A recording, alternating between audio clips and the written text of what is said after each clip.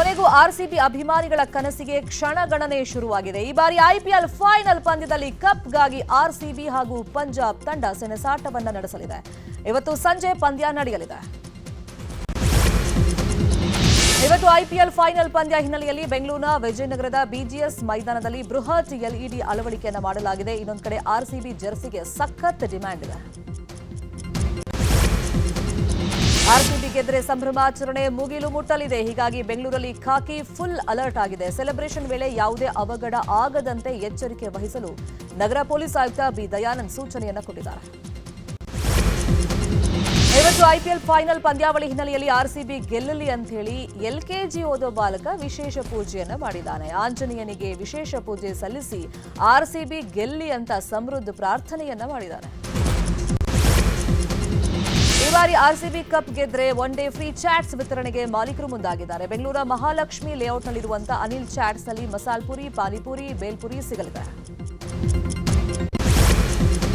ಇದು RCB final ಗೆದ್ರೆ ಮೈಸೂರಿನ ಎಲ್ಲ ಇಂದಿರಾ ಕ್ಯಾಂಟೀನ್ಗಳಲ್ಲೂ ಉಚಿತವಾಗಿ ಹೋಳಿಗೆ ಊಟ ನೀಡೋದಾಗಿ ಮೈಸೂರಲ್ಲಿ ಆರ್ಸಿಬಿ ಅಭಿಮಾನಿ ಬಸವರಾಜ ಬಸಪ್ಪ ಅನ್ನೋರು ಘೋಷಣೆಯನ್ನ ಮಾಡಿದ್ದಾರೆ.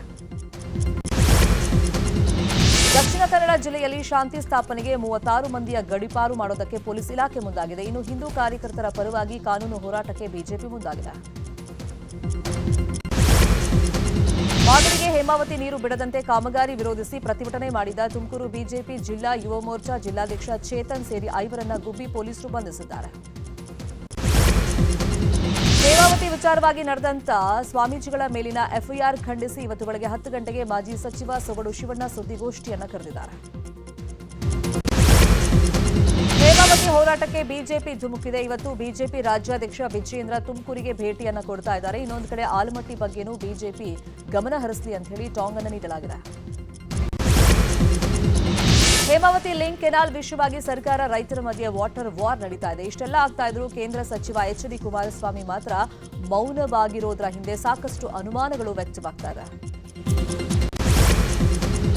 ರಾಜ್ಯದಲ್ಲಿ ಥಗ್ ಲೈಫ್ ಸಿನಿಮಾ ಬ್ಯಾನ್ ಬಹುತೇಕ ಫಿಕ್ಸ್ ಎನ್ನಲಾಗಿದೆ. ನಿನ್ನೆ ನಡೆದಂತಹ ಸಭೆಯಲ್ಲಿ ಈ ಬಗ್ಗೆ ನಿರ್ಧಾರವನ್ನ ಕೈಗೊಳ್ಳಲಾಗಿದೆ. ಇನ್ನು ಚಿತ್ರ ಪ್ರದರ್ಶನ ತಡೆಯದಂತೆ ಸರ್ಕಾರ ಕಮಲ್ ಕೋರ್ಟ್ ಮೆಟ್ಲನ್ನ ಏರಿದ್ದಾರೆ.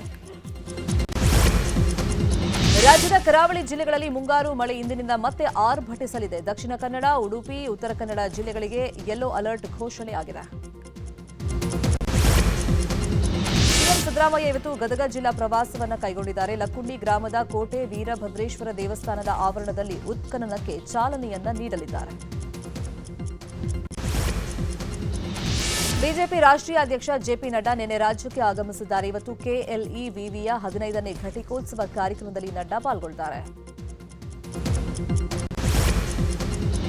ಸರ್ಕಾರಿ ಆಸ್ಪತ್ರೆಗಳ ಆವರಣದಲ್ಲಿ ಜನೌಷಧಿ ಕೇಂದ್ರಗಳನ್ನು ಮುಚ್ಚಿರೋದನ್ನು ಖಂಡಿಸಿ ಜನೌಷಧಿ ಕೇಂದ್ರಗಳ ಮಾಲೀಕರು ಕಾನೂನು ಹೋರಾಟಕ್ಕೆ ನಿರ್ಧಾರವನ್ನ ಮಾಡಿದ್ದಾರೆ. ತುಮಕೂರಿನ ತುಬೇಕೆರೆ ಸಬ್ ಇನ್ಸ್ಪೆಕ್ಟರ್ ಸಂಗಪ್ಪನನ್ನ ಅಮಾನತು ಮಾಡಲಾಗಿದೆ. ಆರೋಪಿಯೊಬ್ಬರ ಜೊತೆ ಬೆಟ್ಟಿಂಗ್ ಆಡಿ ಆರೋಪಿಯ ಹಣ ದುರ್ಬಳಕೆ ಮಾಡಿಕೊಂಡಿರುವಂತಹ ಆರೋಪದ ಹಿನ್ನೆಲೆಯಲ್ಲಿ ಕ್ರಮವನ್ನ ಕೈಗೊಳ್ಳಲಾಗಿದೆ.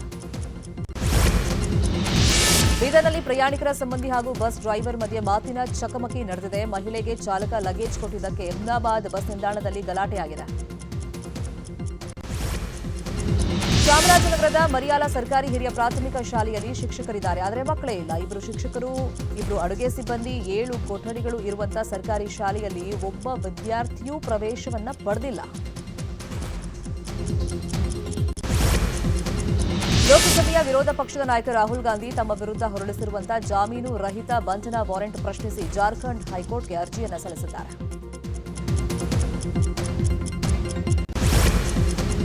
ಪಹಲ್ಗಾಮ್ ದಾಳಿ ಬಳಿಕ ಮೊದಲ ಬಾರಿಗೆ ಪ್ರಧಾನಿ ನರೇಂದ್ರ ಮೋದಿ ಜೂನ್ 7ರಂದು ಕಾಶ್ಮೀರಕ್ಕೆ ಭೇಟಿಯನ್ನು ಕೊಡ್ತಾ ಇದ್ದಾರೆ. ಕತ್ರಾ ಪಟ್ಟಣದಿಂದ ಕಾಶ್ಮೀರ ಕಣಿವೆಯ ಬಾರಾಮುಲ್ಲದವರೆಗೆ ವಂದೇ ಭಾರತ್ ರೈಲುಗಳಿಗೆ ಚಾಲನೆಯನ್ನು ಕೊಡ್ತಾರೆ.